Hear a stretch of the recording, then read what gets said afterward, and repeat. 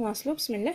اذا او بي تاع الوشيعه هو ال في او على ال اكس بو موان، عوضت الحل تاعنا، زائد ار في اي. ار اي هي هذه طاوها لنا، هي الفا، هاي الحل تاع قبيله، بيتا على الفا في ام موان اكس بو. اذا بيتا على الفا او على ار في واحد ناقص اكس بو. اذا شنو نديرو؟ غادي نحاولوا نحلوا هاد المجموع تدريجيا. اذا هذه تصبح لي ال مع ال تروح، تبقى لي اكس بو او اكس بو موان ار بلس ار في تي، زائد ار غادي نوزع هذه تولي لنا ار في او، ار زائد ار، نعاود ار في او على ار زائد ار في الاكس بو. خلاص. بعد شنو ندير انا هنايا انايا المعلومه تاعهم اللي راهم مطلوبه، اللي راهم طالبينها باش نبرهنها، راهم خارجين او على ار زائد ار عامل مشترك من الاكس بو. اذا انا او على ار زائد ار راهي موجوده هنا، راهي موجوده هنا، هنا ما كانش، هنا كاينه غير او. دونك شنو ندير؟ نكون شويه ذكيه، نضرب في ار زائد ار ونقسم على ار زائد ار. راني ندير للتوضيح، نضرب في ار زائد ار ونقسم على ار زائد ار، ونخرج في نفس الوقت او على ار زائد ار. هايلا شنو تبقى لي لداخل؟ تبقى لي ار زائد ار تاع البسط، هايلا تبقى لي فوق ار زائد ار تاع البسط. هنايا هذه العلاقه الاولى، ها ولا هنا كمل. اذا او على ار شنو تبقى لي في الداله تاعي هنا، في هذه تبقى لي، في هذه هنا تبقى لي ار زائد ار، تبقى لي هنايا ار في او على ار زائد ال ناقص ار في او، خرجتها عامل مشترك، هاي لهنا. اذا ار الاولى هذه اللي بقات لي وحدها، هنا ناقص ار خرجت هذه في اكس بو، وهنا بقات لي ار زائد ار. اذا عندي ار صغيره زائد ار بلس ار ناقص ار. اذا ناقص ار مع ناقص ار تروح، اذا شنو تبقى لي؟ تبقى لي او على ار في ار زائد ار هذه بين قوسين في اكس بو، خاطش هذه كاع هنايا راهي عندنا بين قوسين. لاحظوا انا خرجت او على ار زائد ار عامل مشترك، هايلا. اذا هذه كاع راهي بين قوسين بين هادو، خاطش الاكس بو راهي في هذا الطرف، راني دايره اشاره هنا لا كنت تلاحظوا، تسمى خليني مخرجتها منا ومنا. خلاص. اذا منا تبقى لي ار زائد ار ناقص ار، هذه اللي فيهم الاكس بو اللي هي هذه اللي دايرتها بين قوسين، وهذه ار صغيره تاع هذه خرجت او على ار. كاين لي شويه ثقيل في فهم الرياضيات اذا كي نجيو هنايا نبسطوا شويه يتخلط، غير بشويه ولدي ولا بنتي وتبعوا. خلاص. دونك تولي لنا او بي تساوي او على ار في ار زائد نبسطنا في اكس بو موان ار زائد ار على ال في تي، وهو المطلوب. ولا الطريقه الثانيه او تساوي او ار زائد او بي تساوي او ناقص او ار، ونعوض او ار بما يساويه او ار هي ار في اي. اذا كونت ار هذه ار، هذه هو الساعه درناها هنا او ار، قلنا اللي نعقلوا عليهم قبيله شا قلنا باش نحلوا معادله تفاضليه، قلنا او ار هو ار في اي. دونك نعوضوا اي بالحل تاعنا، ديجا كنا معوضين بي وبيتا والفا، نعوضوا هنايا ونوزعوا، غادي نلقاو نفس الطريقه وتجينا ساهله. الان السؤال الرابع قال لنا باستعمال رسم الاهتزازات المهبطي بين لي التوصيل تاع رسم الاهتزاز على الذره. اذا انا ما عاودش الرسم، غير في الرسم تاعي اللي كان عندي ووضحت. الان نشرح لكم طريقه ربط راسم اهتزازات المهبطي. اولا ابنائي، دائما راسم الاهتزازات المهبطي كي نربطوه دائما المأخذ الارضي يجي من جهه القطب السالب اللي هو لا ماس. المدخلين y او y2 يعطوني الاشاره، يعني يعطوني القيمه اللي راني باغي انا نحسبها، اللي راني رابطتها في الجهاز.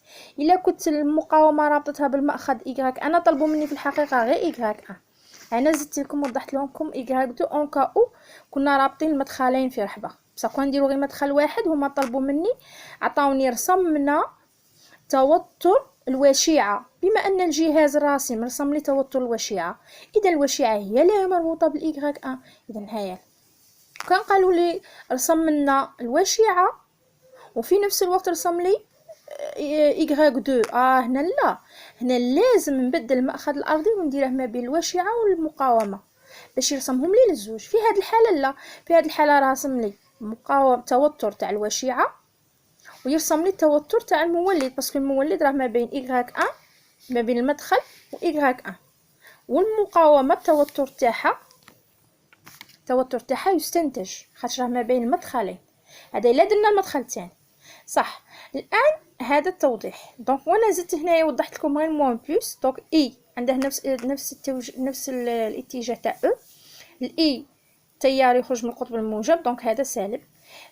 اي والتوتر خارج الدائره متعاكسين، اذا غادي نتبع اي يجينا من دونك يو ار عكسه و يو ال عكسه، هي تاع لا بوبين يو بي. خلاص دونك نروح للحل.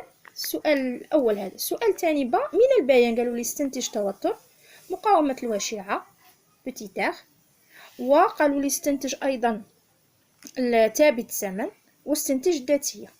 دونك انايا قبل باش نستنتج توتر لاحظوا البيان غادي كتشوفوا السوجي نتوما. انا السوجي راه عندي على ليكار، نتوما راه عندكم على كل حال نتوما غادي كتشوفوا الفيديو وفي نفس الوقت راك تشوفوا السوجي. دونك غادي تلاحظ باللي السوجي اللي عطاوه لنا هو هذا. انا بالتقريب درت هذه واحد. دونك 1 2 3 4 5 6 غادي نلاحظ باللي او بي تاع الوشيعه من يكون تي يساوي صفر هو التوتر الاعظمي، اذا هو او تاع المولد، اذا او تساوي 6 فولت. مقاومه الوشيعه من البيان لاحظوا هذا البيان وانت هذا يؤول الى الصفر وانت يحبس هنا. اذا كانت الوشيعه صافيه يعني المقاومه الداخليه معدومه، دونك البيان تاعنا غادي يهود لنا حتى للصفر، يؤول الى الصفر، داله اسيه تؤول الى الصفر لا تساوي صفر. لكن بما ان كاين مقاومه داخليه اذا عندها تيار يمر فيها، مقاومه تستهلك تيار، دونك هذاك التيار يمد توتر قدره اي ار. هذاك اي ار هو هذا القيمه اللي يحبس فيها هنا التوتر. اذا اي ار غادي نلاحظوا باللي راهي حابسه لنا في السوجي عندكم على عند 1.5 فولت. 1.5 فولت. اذا هذه ماذا؟ هذه مقاومه، هذا التوتر تاع المقاومه الداخليه الوشيعه. الان كيفاش نخرج بتيتار؟ عندي طرق عده. بتيتار نقدر نلقاها في طو ما عنديش، نقدر نلقاها في او بصح ار ما عنديش، و اي زيرو ما كانش. نقدر نخرجها من او ار، هي ار في اي زيرو. لو كان عندنا اي زيرو نقدر نخرجوا ار. اذا بما ان عندي مجهولين، عندي اي زيرو مجهول و ار مجهول، في هذه الحاله ما نقدرش نخرجه من علاقه واحده، لقلي العلاقتين ندمجهم مع بعض. اذا عندنا او تساوي ار بلس ار في اي زيرو و او ار تساوي ار في اي زيرو. قانون قانون. الان اي زيرو في هذه الحاله تساوي او على ار زائد ار، هنا اي زيرو هي او ار زائد ار. اذا درنا المساواه بيناتهم وخرجنا بتيتار. اذا درنا جداء طرفين جداء الوسطين، ومن بعد حولنا الطرف اللي فيه ار خرجنا بتيتار عامل مشترك. لاحظوا اذا ار هي او ار وعوضت بالارقام لقاتني 5. شويه نستخدموا الذكاء في بعض الاحيان في التمارين، كاين اسئله تحتاج شويه ذكاء فقط. خلاص صح. ثابت زمن طو اما نخرجه بالحسابات. حسابات هو ال على ار، انا ال ما عنديش دونك ما نقدرش نخرجه، اما باستعمال مماس عند الصفر طواه لي مرسوم هما دونك ساعدوني كما خطيفات اللي فهمتكم، او بطريقه الداله الاسيه المتناقصه. اذا نستخدم 0.37 من القيمه العظمى، اذا 0.37 من يو بي. اذا نديروا الاسقاط، لكن هنا انا عطاوني المماس واجد، دونك الطريقه تاع 0.37 كان لا ندير مباشر.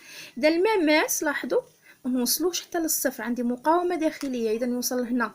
كي يوصل هنا عند التقاطع تاع يو ار ندير الاسقاط نلقاه 25 ملي سكوند. اذا عندنا 25 ملي سكوند. الذاتيه ال نعلم ان طو هو ال على ار ايكيفالون، يعني عندنا ار و ار، اذا نجبدوا ال ماذا تساوي طو في ار زائد ار. عوضنا، اذا طو هي 25 ملي سكوند يعني في 10 ناقص 3، ار كبيره 15 اوم، بتيت لقيناها 5، اذا كي نديرو الجداء نلقاو 0.5 اوم. خامسا قالوا لنا عبارة الطاقة المخزنة في الوشيعة عند اللحظات. شفنا العبارة الطاقة المخزنة في المكثفة ياك؟ المرة اللي فاتت لقينا بلي او سي دو تي تساوي ان دومي، نفس الشيء ان دومي كيف مكثفة باش معروفة بالسعة، اذا ان دومي سي. المكثفة شكون اللي يزيد فيها؟ توتر، تيار ينقص، اذا ان دومي سي او كاري. الوشيعة العكس، باش معروفة الوشيعة؟ بالذاتية، اذا ان دومي ال هي الثوابت، شكون اللي يزيد فيها؟ التيار هو اللي يزيد، اذا ان دومي ال اي دو تي كار.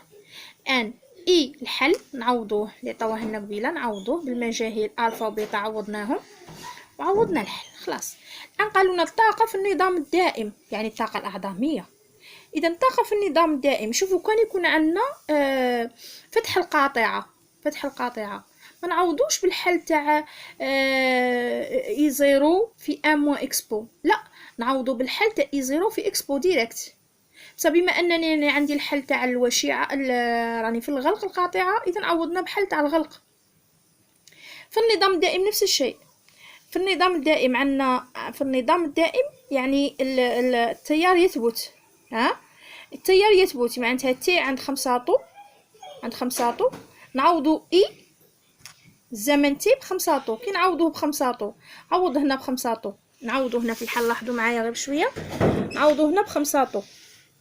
الحل تاعنا اللي لقيناه نعوضو ب5 طو. اذا كي نعوضو ب5 طو اش تولي لنا؟ اكسبو هنايا موان 5، اكسبو موان 5 تؤول الى الصفر. اذا تولي بي على الفا، بيتا على الفا، وبيتا على الفا هي او على ار زائد ار اللي هي اي زيرو. اذا او اي عند 5 طو، هيا لا اي عند 5 طو هي تؤول الى اي زيرو. نعوضو يعني اي دو تي نعوضوها باي زيرو مباشره. اذا اي دو تي نعوضوها باي زيرو. اذا اي زيرو اس 2، اي زيرو اس 2 هو ماذا؟ ان دومي ال. اي زيرو هو او على ار زائد ار. لو كان كنا حسبناه من قبل مباشره نحسبوه هنا، بما ان من قبل ما حسبناش اذا عوضنا ب او على ار زائد ار اس 2. اذا او ال ماكس هي ان دومي ال 0.5 اونغي او 6 ار زائد ار 15 زائد 25 كل اس 2. اذا لقيناها 2.25 في 10 اس ناقص 2 جول.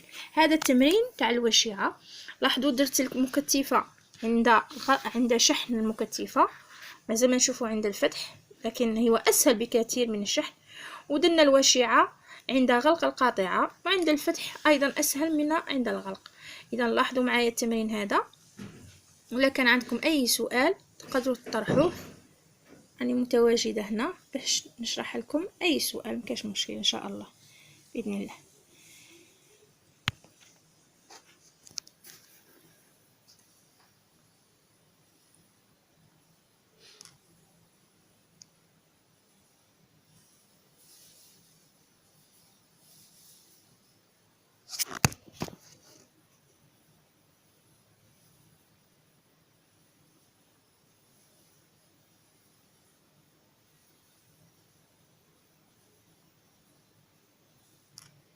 والله ولي التوفيق إن شاء الله. الحصة الجاية إن شاء الله إلا كانت عندكم أسئلة نجاوبوا عليها، ما كانش كانت أسئلة غادي إن شاء الله نشوفوا ندخلوا في المتابعة الزمنية، غادي نشوفوا كيفاش نبرهنوا العلاقات من جدول التقدم باش نحسبوا السرعة كما تفضلنا قبيل. و موراها ان شاء الله غادي نحاول نحلوا ايضا تمرين تاع نووي يكون شامل باذن الله ان شاء الله. على كل حال ديروا ما باستطاعتنا، والله ولي التوفيق. شكرا، السلام عليكم.